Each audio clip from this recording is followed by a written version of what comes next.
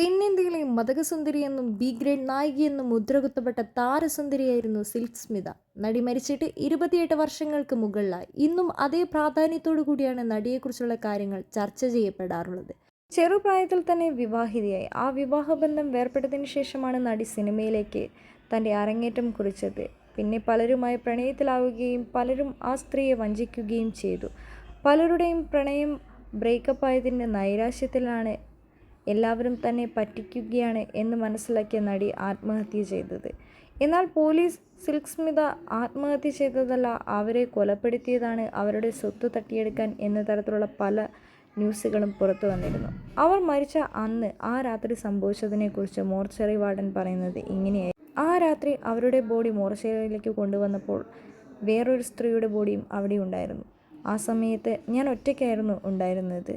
ആ ബോഡി കണ്ടു കഴിഞ്ഞപ്പോൾ എനിക്ക് സത്യം പറഞ്ഞാൽ സങ്കടമാണ് തോന്നിയത്. പേരും പ്രശസ്തിയും ഉണ്ടായിട്ടും മരിച്ചു കഴിഞ്ഞാൽ അത് വെറും ഒരു ബോഡി മാത്രമാണ് എന്ന തിരിച്ചറിവ് അന്നെനിക്കുണ്ടായി.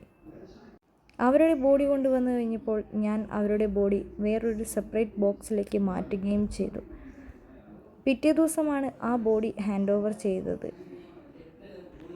ചില സമയങ്ങളിൽ എല്ലാവരുടെയും ബോഡി ഒരു ബോക്സിൽ മാത്രമാണ് സൂക്ഷിക്കുക. പക്ഷേ അവരെ കണ്ടു കഴിഞ്ഞപ്പോൾ എനിക്ക് അവർക്കൊരു ആദരവ് കൊടുക്കണം. മരിച്ചു കഴിഞ്ഞാലെങ്കിലും അവർക്ക് എനിക്ക് ചെയ്യാൻ പറ്റുന്നത് ഇത്രയാണെന്ന് കരുതി ഞാൻ അവരുടെ ബോഡി മാറ്റിയത്.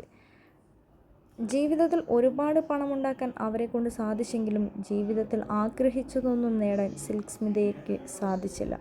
അതിൻ്റെ നൈരാശ്യം മൂലമാണ് ജീവിതത്തിനോട് വിടവാങ്ങിയത്.